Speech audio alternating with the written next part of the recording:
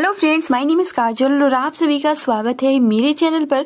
और आज के इस वीडियो में हम डिस्कस करने वाले हैं UP DElEd first semester subject science. ठीक है, और इस क्लास की जो टाइमिंग होती है वो शाम के 5 बजे होती है और हम बिल्कुल शुरुआत से डिस्कस कर रहे हैं, जिसमें हमने जो बायोलॉजी का पार्ट था 3 लेसन था वो हमने डिस्कस कर लिया है। और जैसे कि हमने कल लेसन 4 डिस्कस किया था भौतिक मापन, ठीक है, जो कि बहुत ही महत्वपूर्ण है। तो अगर आपने प्रीवियस वीडियोज नहीं देखे हैं तो आप सभी को, आप चाहे तो चैनल को विजिट करके देख सकते हो या फिर आपको कमेंट्स बॉक्स में प्लेलिस्ट का लिंक मिल जाएगा, आप वहां से जाकर देख सकते हो। तो चलिए फ्रेंड्स शुरू करते हैं। सबसे पहले तो वीडियो को लाइक कर दीजिए और अपने फ्रेंड्स मित्र को शेयर कर दीजिए, क्योंकि हमने जो कल डिस्कस किया था उसमें डिस्कस किया था कि भौतिक मापन क्या है। ठीक है, तो एक बार हम रिपीट कर दे रहे हैं जल्दी जल्दी। यानी भौतिक मापन की परिभाषा होती है ये कि किसी भौतिक राशि का एक ज्ञात नियत मानक राशि से तुलना करना ही भौतिक मापन कहलाता है। ठीक है, और मात्रक क्या होता है? तो भौतिक राशि के मापन के लिए उसी राशि के एक निश्चित परिमाण को मानक मान लिया जाता है। इस मानक को ही उस राशि का मात्रक कहते हैं। ठीक है, हमने डिस्कस किया था ये कि मात्रक की विशेषताएं क्या है। तो इसकी पहली विशेषता यही होती है कि इसकी मान्यता अंतर्राष्ट्रीय स्तर पर होनी चाहिए, इसका परिणाम निश्चित हो तथा अच्छी तरह से परिभाषित हो, इसके परिमाण ताप दाब आदि का कोई प्रभाव ना हो, और मात्रक का उपलब्धता सुलभ होना चाहिए, और लास्ट की यदि एक ही प्रकृति के अनेक मात्रक हो तो उन मात्रकों के बीच उचित संबंध होना चाहिए। ठीक है, उसके बाद हमने डिस्कस किया था भौतिक मापन पद्धतियां, CGS पद्धति। ठीक है, उसके बाद FPS, उसके बाद MKS, उसके बाद SI यूनिट, मूल राशि, 7 मूल मात्रक होते हैं और 2 पूरक मात्रक होते हैं। ठीक है फ्रेंड्स, उसके बाद हमने मानक मीटर डिस्कस किया था। मानक मीटर क्या है, इसका आधुनिक लंबाई का अन्य छोटे मात्रक माइक्रोन क्या होता है, एंगस्ट्रॉन क्या होता है, फर्मी क्या होता है, खगोल विज्ञान क्या होता है, खगोलीय मात्रक क्या होता है, प्रकाश वर्ष क्या होता है, पार्सेक क्या होता है। ये जितने भी महत्वपूर्ण पॉइंट्स थे हमने डिस्कस किए थे। अब आज यहाँ से हम डिस्कस करेंगे कि मानक किग्रा क्या है। जी हाँ फ्रेंड्स, बहुत ही महत्वपूर्ण है मानक किग्रा क्या है। तो चलिए फ्रेंड्स, क्योंकि हमने इसका नोट्स बना ली है ताकि आपको अच्छे से, क्योंकि ये जो है आपके बुक में बहुत ही ज्यादा दिया है। ठीक है, तो मानक किग्रा की जो परिभाषा होती है वो ये होती है कि एक मानक किलोग्राम पेरिस के निकट शेब्रे में अंतर्राष्ट्रीय माप तौल कार्यालय में रखे प्लेटिनम इरिडियम धातु से बने एक विशेष बेलन के द्रव्यमान के बराबर होता है। यानी जो मानक किग्रा की परिभाषा होती है, एक मानक किलोग्राम पे, ठीक है, तो अंतर्राष्ट्रीय माप तौल कार्यालय में रखे हुए प्लेटिनम इरिडियम मिश्र धातु से बने एक विशेष बेलन के द्रव्यमान के बराबर होता है, उसे हम मानक किग्रा कहते हैं। उसके बाद देखिए 4 डिग्री सेल्सियस ताप पर शुद्ध जल की 1 लीटर आयतन के द्रव्यमान को 1 किलोग्राम माना जाता है। और वर्तमान में मानक केजी निम्न प्रकार से परिभाषा दी जा सकती है। देखिए फ्रेंड्स, सबसे महत्वपूर्ण है कि 1 मानक किलोग्राम कितना होता है।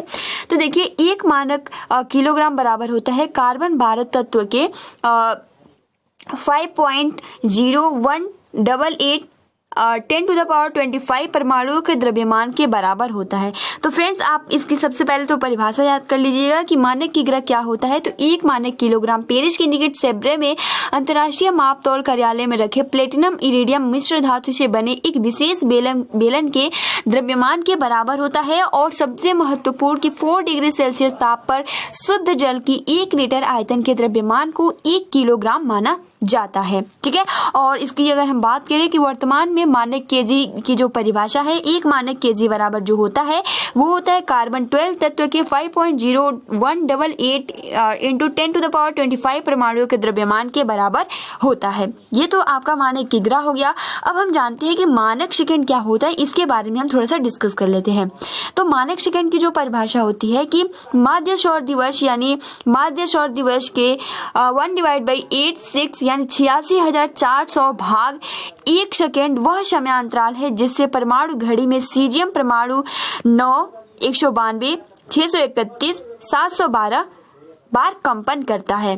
ठीक है, तो फ्रेंड्स ये सबसे महत्वपूर्ण है और आपके एग्जाम में इसकी परिभाषा आती है, तो आप इसको याद कर लीजिएगा कि मानक सेकंड क्या है। तो माध्य सौर दिवस के 1/86,400वां भाग वह भाग है जो 1 सेकेंड वह समय अंतराल है जिसमें परमाणु घड़ी में सीजियम परमाणु 9, 192, 631, 700 बार कंपन करता है। ठीक है, अब देखिए 1 मिली सेकेंड बराबर जो होता है वो होता है 10 to the power -3, 1 micro second बराबर होता है 10 to the power -6, 1 nano second बराबर होता है 10 टू द पावर -9। ठीक है, अब देखिए 1 पिको बराबर होता है 10 टू द पावर -12 सेकेंड। ये हो गया। अब हम जानते हैं कि एम्पियर की परिभाषा क्या होती है, इसके बारे में हम थोड़ा डिस्कस करते हैं। तो 1 एम्पियर वह विद्युत धारा है जो निर्वात में 1 मीटर दूरी पर रखे 2 सीधे व समांतर व लंबे तारों में प्रवाहित किए जाने पर प्रत्येक तार की प्रति मीटर लंबाई 2 × 10 टू द पावर -7 न्यूटन का बल आरोपित करती है। ठीक है, तो एम्पियर बहुत ही महत्वपूर्ण है, इसकी परिभाषा याद कर लीजिए। इसकी जो परिभाषा होती है ये कि 1 एम्पियर वह विद्युत धारा है, ठीक है, जो निर्वात में 1 मीटर दूरी पर, ठीक है, कितने मीटर दूरी पे, तो निर्वात में 1 मीटर दूरी पर रखे 2 सीधे व समानांतर व लंबे तारों में प्रवाहित किए जाने पर प्रत्येक तार की प्रति मीटर लंबाई 2 × 10 टू द पावर -7 न्यूटन का बल आरोपित करती है। तो ये क्या है, एम्पियर की परिभाषा है। अगला है आपका केल्विन।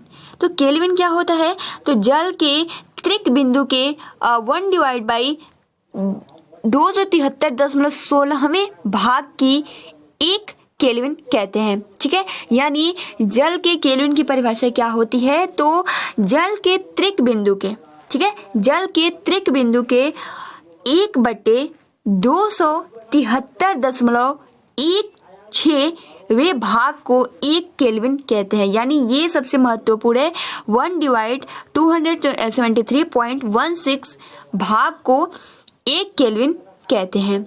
ठीक है, अब देखिए अगला है आपका कैंडिला। तो कैंडिला की परिभाषा क्या होती है, तो एक कैंडिला मानक प्रकाश स्रोत के खुले मुख के, और फ्रेंड्स आपको बिल्कुल इसी तरीके से लिखना है, और किसी अदर लैंग्वेज, यानी मतलब आप सोचते हो कि हम साइंस को अपने लैंग्वेज में, अपने भाषा में लिखेंगे तो फिर गलत हो जाता है।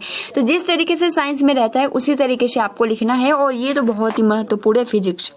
ठीक है, तो कैंडिला जो होता है वो एक कैंडिला मानक प्रकाश स्रोत के खुले मुख के 1 सेंटीमीटर स्क्वायर क्षेत्रफल की ज्योति तीव्रता का 1/60 भाग होता है, जबकि स्रोत का ताप प्लेटिनम के गलनांक के बराबर होता है। तो ये क्या है, कैंडिला की परिभाषा है।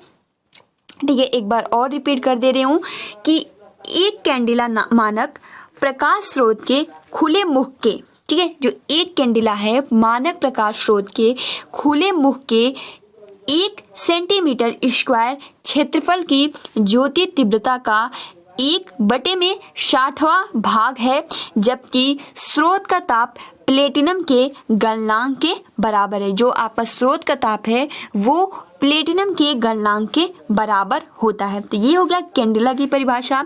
अब हम जानते हैं मोल क्या होता है। तो 1 मोल पदार्थ की वह मात्रा है, ठीक है, जिसमें पदार्थ के अवयवों की संख्या 6.022 × 10 टू द पावर 23 होती है।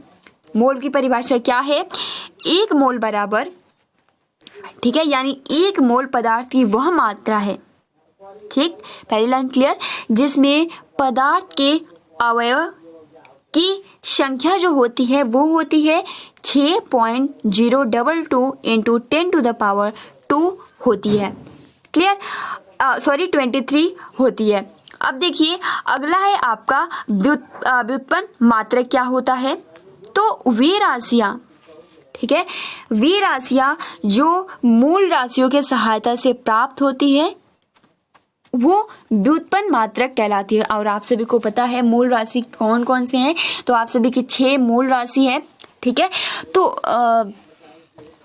7 होता है, ठीक है। तो वे राशियां जो मूल राशियों की सहायता से प्राप्त होती है वे व्युत्पन्न मात्रक कहलाती है, जैसे कि आपका आयतन हो गया, त्वरण हो गया, ठीक है, बल हो गया, घनत्व हो गया, ये क्या है, सभी व्युत्पन्न मात्रक हैं। उसके बाद व्युत्पन्न राशियों के मापन करने वाली मात्रक व्युत्पन्न मात्रक कहलाते हैं, अर्थात वे मात्रक जो मूल मात्रकों से ही प्राप्त किए जाते हैं उन्हें व्युत्पन्न मात्रक कहते हैं या व्युत्पन्न कहते हैं। जैसे क्षेत्रफल बराबर मीटर स्क्वायर होता है, चाल बराबर मीटर सेकंड होता है। ठीक है, अब यहाँ से आपका रेन गेज या वर्षा मापी, रेन गेज या वर्षा मापी किसे कहते हैं इसके बारे में हम थोड़ा सा डिस्कस कर लेते हैं। तो वर्षा मापी एक ऐसी युक्ति है जो वर्षा की मात्रा का माप करता है और मौसम वैज्ञानिक इसका उपयोग करते हैं। लगभग 500 ईस्वी पूर्व यूनान के लोगों द्वारा वर्षा की मात्रा का ब्यौरा रखने की पुष्टि हुई है। इसके लगभग 100 वर्ष पहले, ठीक है, 100 वर्ष पहले भारत में कटोरा का प्रयोग करके वर्षा की मात्रा की मापन की जानकारी है। तो फ्रेंड्स आप सभी को यही याद करना है बस इसमें कि वर्षा मापी एक ऐसी व्यक्ति है जो वर्षा की मात्रा का माप करता है। बस इतना ही, 2 लाइन, इससे ज्यादा कुछ नहीं लिखना है। उसके बाद आप देख सकते हो कि सन 1662 ईस्वी में ब्रिटेन क्रिस्टोफर रेन पहला टिपिंग बकेट का उन्होंने ये बनाया था। अब हम ये जानने का प्रयास करेंगे कि वर्षा मापी के लाभ क्या हैं।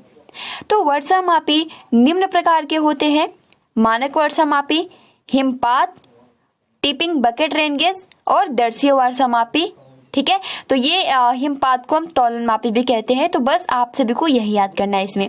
अब देखिए वर्षा मापी के लाभ जो है वो निम्न है।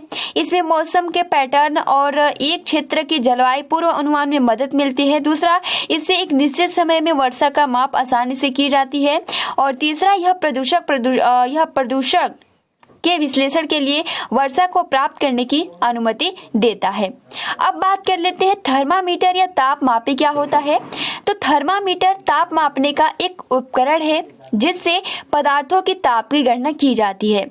यह कांच के ट्यूब का बना होता है और इसके अंदर पारा या द्रव मौजूद होता है जो ताप के प्रति संवेदनशील होता है। यानी थर्मामीटर या ताप मापे किसे कहते हैं। तो थर्मामीटर ताप मापने का एक उपकरण है जिसमें पदार्थों की ताप की गणना की जाती है और यह कांच के ट्यूब का बना होता है और इसके अंदर पारा या द्रव मौजूद होता है जो ताप के प्रति संवेदनशील होता है। अब देखिए थर्मामीटर या ताप मापी का सर्वप्रथम प्रयोग 1624 ईस्वी में फ्रांस में हुआ था और ताप मापी 2 ग्रीक शब्दों यानी थर्मोस तथा मेट्रोन से बना है, जिसमें थर्मोस का जो अर्थ होता है वो होता है ताप और मेट्रोन का जो अर्थ होता है वो होता है मापी, यानी इसे हम हिंदी में कहते हैं ताप मापी। ठीक है, अब देखिए यहाँ ये जान लेते हैं कि थर्मामीटर प्रकार कितना होता है। तो थर्मामीटर के 2 प्रकार होते हैं, एक तो होता है एनालॉग थर्मामीटर और दूसरा होता है डिजिटल थर्मामीटर। एनालॉग थर्मामीटर क्या होता है, तो एक साधारण थर्मामीटर होता है। ठीक है, जो एनालॉग थर्मामीटर होता है यह एक साधारण थर्मामीटर होता है जिसमें एक कांच की नली होती है और उसमें पारा भरा होता है। ठीक है, तो ये क्या है, एनालॉग थर्मामीटर है, यानी एक साधारण सिंपल थर्मामीटर होता है जो ये कांच की नली होती है जिसमें आपका पारा भरा होता है। अब बात कर लेते हैं डिजिटल थर्मामीटर की। तो डिस्प्ले के ऊपर नंबर के द्वारा तापमान आपने देखा भी होगा, ठीक है, जिसमें नंबरिंग होता है, तो उसे हम क्या कहते हैं, डिजिटल थर्मामीटर, यानी डिस्प्ले के ऊपर नंबर के द्वारा तापमान दिखाई देते हैं। इसके अंदर सेंसर, ठीक है, सेंसर लगे होते हैं जिससे वह तापमान को दर्शाता है। तो फ्रेंड्स ये आपका जो लेसन 4 था इसमें केवल और केवल आप सभी को यही याद करना है और इससे ज्यादा लेसन 4 से कुछ नहीं पूछता है। तो फ्रेंड्स आई होप कि आपको ये जो लेसन 4 है बहुत ही आसानी के साथ समझ में आ गया होगा। देखिए फ्रेंड्स इसमें जो महत्वपूर्ण ये याद करना है, सबसे पहले तो आपको यही याद करना चाहिए कि आपका जो भौतिक मापन की परिभाषा क्या है, मात्रा की परिभाषा क्या होता है, एम्पियर क्या होता है, एंगस्ट्रॉन क्या होता है, ठीक है, एमकेएस पद्धति क्या है, एफपीएस पद्धति क्या है, सीजीएस पद्धति क्या है, भौतिक मापन की पद्धति मतलब कि क्या क्या है, उसके बाद आपका की मात्रा की विशेषताएं क्या है, रेन गेज क्या है, थर्मामीटर क्या है, बस इतने ही पॉइंट्स याद करना है। इसमें ज्यादा पढ़ने की जरूरत नहीं है। तो फ्रेंड्स आप सभी को मैंने ये नोट्स भी प्रोवाइड कर दिए और जो आज के जो हमने पॉइंट डिस्कस किए उसका भी मैं आप सभी को नोट प्रोवाइड कर दूंगी। तो फिलहाल फ्रेंड्स ये लेसन 4 खत्म होता है, ठीक है। अब हम लेसन 5 डिस्कस करेंगे और फ्रेंड जैसे ये पूरा चैप्टर खत्म हो जाएगा हम फिर से बिल्कुल शुरुआत से आपको क्वेश्चन और आंसर के थ्रू डिस्कस करेंगे, जैसे कि आपका लघु उत्तरीय हो गया, ठीक है, और जैसे कि लघु, त्रि, अति लघु, बहुविकल्पीय प्रश्न, इस तरीके से हम करके डिस्कस करेंगे ताकि जो आपका तैयारी है बहुत ही अच्छे से हो जाए। क्योंकि अगर आप इसको एक बार ही बहुत ही अच्छे से मतलब ये विस्तार से आप पढ़ लेते हो तो फिर जब क्वेश्चन आंसर आता है तो फिर उसमें कोई प्रॉब्लम नहीं होती है। ठीक है फ्रेंड्स, तो आज के लिए इतना ही। वीडियो को लाइक कर दीजिए और अपने फ्रेंड्स मित्रों को शेयर कर दीजिए। तब तक के लिए आप अपना अच्छे से प्रिपरेशन करते रहिए। Thanks for watching, take care and best of luck.